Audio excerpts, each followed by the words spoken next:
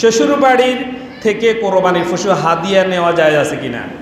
শ্বশুরবাড়ির পক্ষ থেকে কোরবানির পশু হাদিয়া নেওয়া যায় আছে কিনা? বলেন বলেন বলেন। আছে।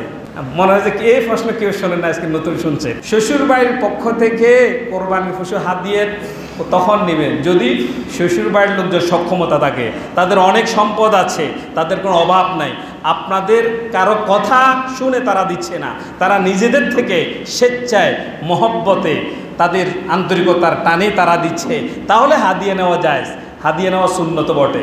কিন্তু এখন মেয়ের জামাই কথা শোনার ভয়ে, শ্বশুর শাশুড়ির কথা শোনার ভয়ে সমাজের লোক কী বলবে, অমুকেরা দিছে গরু, তোমার আব্বা কি দিল?